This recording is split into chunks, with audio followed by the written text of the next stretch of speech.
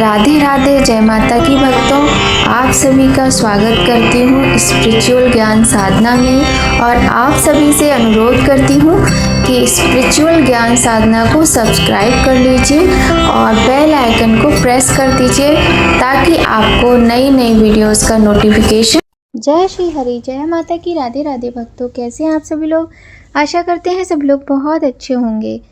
प्रिय भक्तों, आज वैशाख मास के शुक्ल पक्ष की चतुर्थी तिथि है। आज हम आपको वैशाख मास महात्म्य के 19वें अध्याय की कथा सुनाएंगे। बहुत ही सुंदर कथा है भक्तों, इस कथा का श्रवण अवश्य कीजिएगा। वैशाख के प्रत्येक दिन आपको वैशाख मास के महात्म्य की कथाओं का श्रवण अवश्य करना चाहिए। वैशाख मास की कथा सुनने मात्र से जीवन में अनेक पापों से मुक्ति मिलती है, कष्टों से छुटकारा मिलता है और भगवान श्री हरि की असीम कृपा प्राप्त होती है। आज वैशाख मास के शुक्ल पक्ष की विनायक चतुर्थी का व्रत भी किया जाएगा। आइए भक्तों, अब हम आपको सुनाते हैं वैशाख मास महात्म्य के 19वें अध्याय की कथा। कथा अत्यंत पावन, पुनीत और बहुत सुंदर है। सभी भक्तगण बहुत ही श्रद्धा, प्रेम और भक्ति से सुनिएगा। बोलिए गणेश भगवान की जय, गौरी शंकर भगवान की जय, लक्ष्मी नारायण भगवान की जय। श्रीमन नारायण नारायण नारायण, लक्ष्मी नारायण नारायण नारायण, भजमन नारायण नारायण नारायण, सत्य नारायण नारायण नारायण। व्याध बोला, हे ब्रह्मन, आपने समस्त शुभ फलदाता भागवत धर्म विष्णु भगवान के निमित्त बताए। इनमें भी वैशाख मास के धर्म सबसे उत्तम है। तो हे प्रभु, वह विष्णु कैसे हैं और उनके लक्षण क्या हैं, उनका परिमाण क्या है और कौन लोग अपने सद्भावों से उन्हें जान सकते हैं। वैष्णव धर्म क्या है जिनसे विष्णु भगवान प्रसन्न होते हैं। हे महामते, ये सब मेरे सामने कहिए, मैं आपका किंकर हूँ। जब व्याध ने इस प्रकार पूछा तब वह मुनि जगत के ईश अनामय नारायण को नमस्कार कर फिर कहने लगे। शंख बोले, हे व्याध सुन, मैं विष्णु के कल्मश रहित रूप का वर्णन करता हूँ। यह रूप ब्रह्मा आदि से लेकर किसी मुनि तक के ध्यान में नहीं आता। विष्णु भगवान पूर्ण शक्ति युक्त, पूर्ण गुण विशिष्ट, सकलेश्वर, निर्गुण, निश्चेष्ट, अनंत, सच्चिदानंद स्वरूप हैं। संपूर्ण चराचर विश्व के वही स्वामी हैं। यह उन्हीं के आश्रय और वश में है। अब मैं तुझे परमात्मा ब्रह्म के लक्षण बताता हूँ, जिससे उत्पत्ति, स्थिति, संहार, आवृत्ति, नियम, प्रकाश, बंध, मोक्ष और वृत्ति होती है। पंडित लोग उन्हीं विष्णु को ब्रह्म कहते हैं। इसी को साक्षात ब्रह्म कहते हैं। पश्चात ब्रह्मादि को भी उसके उपपद ब्रह्म शब्द की ज्ञानी जन व्युत्पत्ति कहते हैं। एवं जो उसके एक एक अंश संयुक्त है, उनमें ब्रह्मत्व कहाँ। इस परमात्मा के जन्मादि तो केवल शास्त्र से जानने योग्य हैं। वेद, स्मृति, पुराण, इतिहास, पंचरात्र और महाभारत से विष्णु भगवान के आत्मस्वरूप हैं। इन्हीं के ही द्वारा विष्णु भगवान जाने जाते हैं, अन्य किसी प्रकार से नहीं जाने जाते। ये विष्णु भगवान केवल वेद से ही जाने जाते हैं। वेद, वेद्य, सनातन नारायण भगवान इंद्रिय, अनुमान और वर्ग द्वारा जानने में नहीं आते हैं। इसी के जन्म, कर्म और गुणों को जानकर प्राणी मोक्ष पाते हैं और उसके अधीन रहते हैं। क्रम से विष्णु का महात्म्य सातिशय होए है। ऐसे ही देव, ऋषि, पिता और माता एक एक में शक्ति स्थित रहती है। प्रत्यक्ष आगम व अनुमान से बल, ज्ञान और सुख में प्रथम मनुष्य को उत्तम जानो, फिर ज्ञानादि द्वारा आवृत्त राजा को 100 गुना अधिक जानो। इनसे तत्वाभिमानी देवताओं को 100 गुणाधिक जाने।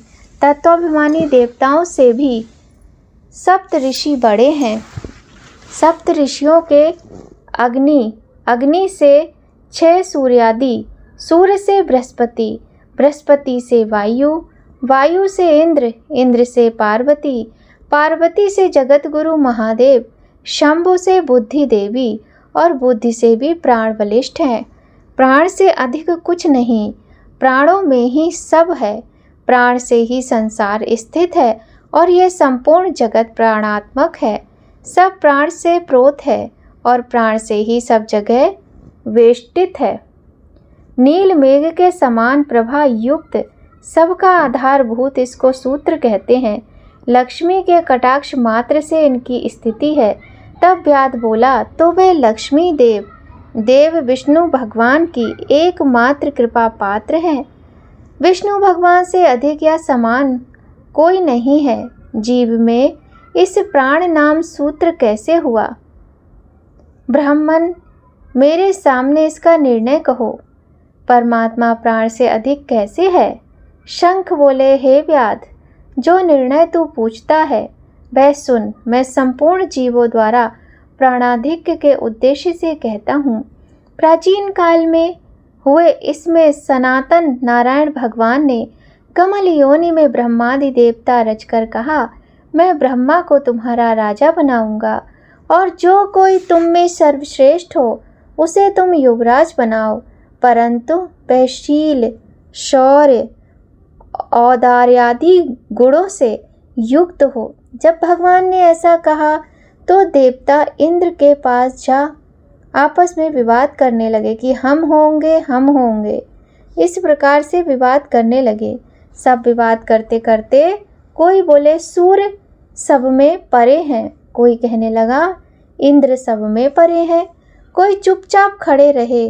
जब वे किसी प्रकार से निर्णय नहीं कर सके तब नारायण के पास गए। तब सब देवता नमस्कार कर हाथ जोड़ उनसे कहने लगे, हे महाराज, हमने आपस में बहुत विचार किया, परंतु हम में कोई भी अधिक श्रेष्ठ नहीं दिखाई देता है। अतः हे प्रभु, आप ही इसका निर्णय करके हमारे संशय को दूर करें। देवताओं ने जब ये प्रश्न किया तब भगवान हंसकर कहने लगे कि मेरे विराट रूप शरीर में से जिसके निकलने से शरीर गिर पड़े और फिर उसके प्रवेश होने से खड़ा हो जाए, ये सब देवताओं में अधिक श्रेष्ठ है और कोई भी नहीं। ये सुनकर सब देवताओं ने तथास्तु ऐसा ही हो कहा। तब जयंत नामक देवता भगवान के पाँव में से निकल गए तो उसको पंगु कहने लगे, परंतु शरीर नहीं गिरा। वह तो सुनता है, पीता है, सूंघता है, देखता है, चलता है। फिर गुहेंद्रिय में से दक्ष नाम प्रजापति निकल गए। तब उसे पंड कहने लगे, परंतु देह ना गिरा। पूर्ववत सुनता, पीता, बोलता, सूंघता, देखता और चलता रहा। फिर हाथों से संपूर्ण देवताओं का स्वामी इंद्र निकला। तब इसे हस्तहीन कहने लगे, परंतु शरीर नहीं गिरा। वह पहले की तरह ही सुनता, पीता, बोलता, सूंघता रहा। तत्पश्चात नेत्रों से सब तेजस्वियों में श्रेष्ठ सूर्य निकले। तब उन्हें काना कहने लगे, परंतु देह नहीं गिरा। पूर्ववत सुनता, पीता, बोलता रहा। फिर नाक से अश्विनी कुमार निकल गए। तब उसे नासिका रहित कहने लगे, परंतु देह ना गिरा। पूर्ववत सब कृत्य करता रहा। फिर कानों से दिशा निकली, परंतु देह ना गिरा। फिर इसे बहरा कहने लगे, परंतु मृत ना कहें। फिर जिह्वा से वरुण निकल गया तो उसे अरसज्ञ कहने लगे, परंतु देह ना गिरी। पूर्ववत जीता, चलता, खाता, जागता और श्वास लेता रहा। फिर बाड़ी से वागीश्वर अग्नि निकला। तब उसे गूंगा कहने लगे, परंतु देह ना गिरी। पूर्ववत सब काम करती रही। फिर मन को चैतन्य करने वाले रुद्र मन से निकल गए तो उसे जड़ तो कहने लगे, परंतु देह ना गिरी। पूर्ववत चलती रही। फिर प्राणों के निकलते ही उसे मृत कहने लगे। तब देवता विस्मित कहने लगे, कोई हम में से इस गिरी हुई देह के उठाने में समर्थ होगा, वही सर्वश्रेष्ठ है और वही युवराज होगा। ऐसी प्रतिज्ञा कर क्रम से प्रवेश करने लगे।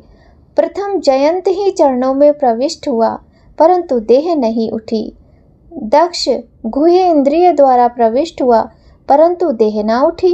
इंद्र हाथों में प्रविष्ट हुआ, परंतु देह नहीं उठी। सूर्य नारायण नेत्रों में प्रविष्ट हुए, परंतु देह ज्यों की त्यों पड़ी रही। इस तरह दिशा नेत्रों में, वरुण जिह्वा में, अश्विनी कुमार नासिका में, अग्निवाणी में, रुद्र मन में प्रविष्ट हुए, परंतु देह फिर भी न उठी। सबसे पीछे प्राण घुसे तो प्राणों के प्रवेश करते ही शरीर उठ खड़ा हुआ। तब देवताओं ने निश्चय किया कि प्राण ही समस्त देवताओं का आधीश्वर और व्यापक है तथा बल, ज्ञान, धर्म, धैर्य, वैराग्य और जीवन में भी ये सबसे अधिक, अतः प्राण को ही युवराज बनाते हुए उत्कृष्ट स्थिति के हेतु से साम वेद का ज्ञान करते हुए, इसी हेतु से स्थावर और जंगात्मक यह विश्व प्राणात्मक है, पूर्ण अंशो ओंकार के संयुक्त और बलाढ्य यह गाढ़ सब जगत का पति है। प्राणहीन जगत कुछ भी नहीं और बिना प्राणों के वृद्धि भी नहीं है। बिना प्राणों के कुछ स्थिति नहीं है, संसार में कुछ रहता ही है। इसीलिए प्राण संपूर्ण जीवों में अत्यंत बलवान और सब जीवों की अंतरात्मा है। प्राणों से अधिक यह समान न शास्त्रों में था, न पहले कभी कुछ था, न सुना है, न देखा है। भिन्न भिन्न कार्यों को संपादन करने का साधन एक प्राण से अनेक प्रकार से होता है। अतः प्राण के उपासक प्राणों को ही सर्वश्रेष्ठ मानते हैं। यही अपनी लीला से संपूर्ण जगत के रचने, संहार करने और पालन करने में समर्थ हैं। शेष, शिव और इंद्रादि, जड़ और चैतन्य कोई भी वासुदेव के अतिरिक्त भगवान का पराभव नहीं कर सकता है। यही प्राण सर्वदेवात्मक और सर्वदेवमय व्यापक तथा वासुदेव भगवान का अनुवर्ती और विष्णु का वशीभूत है। यह वासुदेव की प्रतिकूलता न कभी सुनता है न देखता है। अन्य इंद्रादि सब देवता प्रतिकूल करते भी हैं, परंतु सर्व अंतर्यामी प्राण कभी भी प्रतिकूल नहीं करता है। इसी से पंडित जन प्राण को ही विष्णु का बड़ा सहायक कहते हैं। विष्णु भगवान का ऐसा महात्म्य और लक्षण जानकर जैसे सर्प जीर्ण केचुली को त्याग देता है, उसी प्रकार पूर्व जन्म अनुबंध शरीर त्याग कर नारायण के समीप परम धाम को जाता है। शंख मुनि के ऐसे वचन सुन व्याध अत्यंत प्रसन्न हुआ और उसने विनती भाव से फिर पूछा, हे ब्रह्मन, जगत गुरु महानुभाव सर्वेश्वर, प्राण की महिमा संसार में कहीं भी विदित नहीं है। देवता, मुनि, राजा और महात्माओं को महिमा तो पुराण और लोक में बहुत सुनाई दे हैं। हे भगवान, ये मेरे सामने कहो, इस बात को जानने की मेरी बड़ी इच्छा है। शंख बोले, प्राचीन काल में प्राण देवाधिदेव अनामय नारायण भगवान का अश्वमेघ द्वारा यजन करने के लिए गंगा तट पर गया। वहाँ बहुत से मुनियों को संग लेकर हल से भूमि को शुद्ध करने लगा। वहाँ एक पृथ्वी के नीचे गुफा में कण्व नाम के महात्मा समाधि लगाए हुए बैठे थे। वह हल से बाहर खींच आए।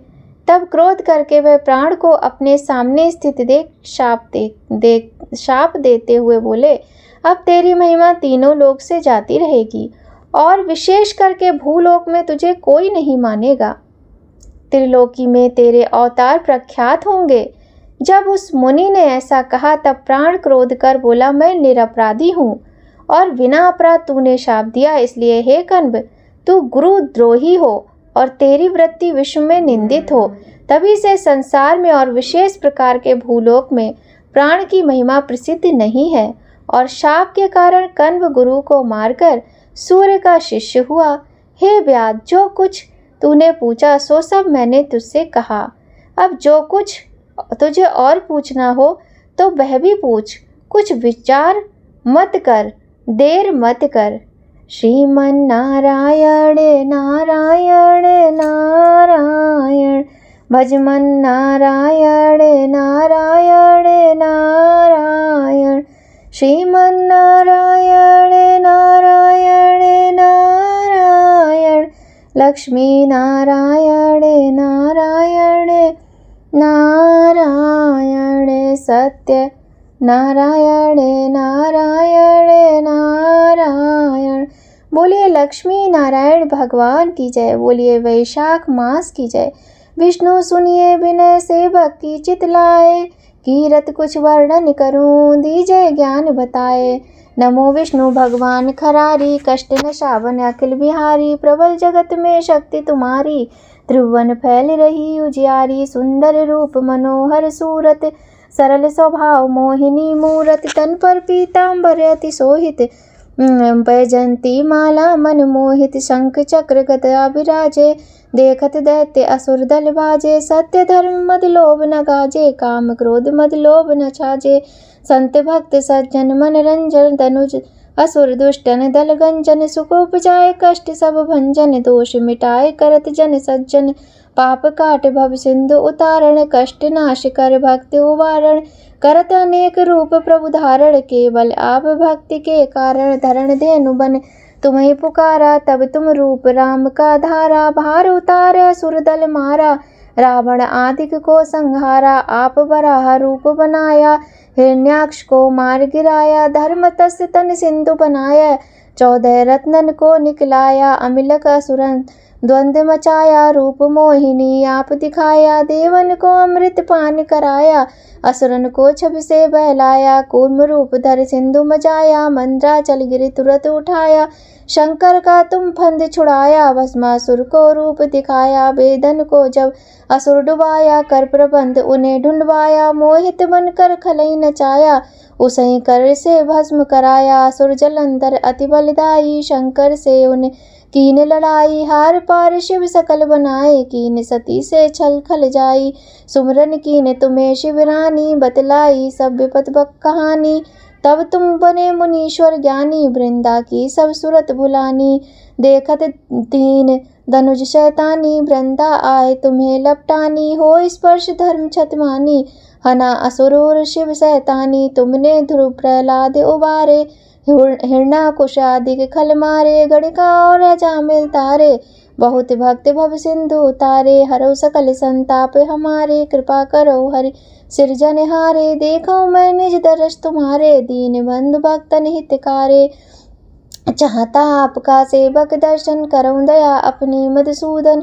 जानो नहीं योग जब पूजन, होए यज्ञ स्तुति अनुमोदन। शील दया संतोष सुलक्षण, विदित नहीं व्रत बोध विलक्षण। करऊं आपका किस विध पूजन, कुमति विलोक होते दुख भीषण। करऊं प्रणाम कौन विधि सुमिरन, कौन भांति मैं करऊं समर्पण। सुर मुनि करत सदा शिवकाई, हर्षित रहत परम गति पाई। दीन दुखिन पर सदा सहाय, निज जन जान लेव अपनाई। पाप दोष संताप नशाओ, भव बंधन से मुक्त कराओ। सुख संपत्ति दे सुख उपजाओ, निज चरणन का दास बनाओ। निगम सदा ये विनय सुनावे, पढ़े सुने जो जन सुख पावे। बोलिए विष्णु भगवान की जय। प्रिय भक्तों, आज की वीडियो यदि आपको अच्छी लगे तो वीडियो को लाइक करें। चैनल पर यदि पहली बार आए हैं तो चैनल को सब्सक्राइब करके बेल आइकन प्रेस कर दीजिएगा और ज़्यादा से ज़्यादा वीडियो को शेयर कीजिएगा। अपना प्यार, अपना सपोर्ट, अपना आशीर्वाद ऐसे ही बनाए रखिए स्पिरिचुअल ज्ञान साधना के साथ। तो प्रिय भक्तों, आज की वीडियो में बस इतना ही। मिलते हैं आपसे नई कहानी, नई जानकारी के साथ नए वीडियो में। जय माता की भक्तों, राधे राधे।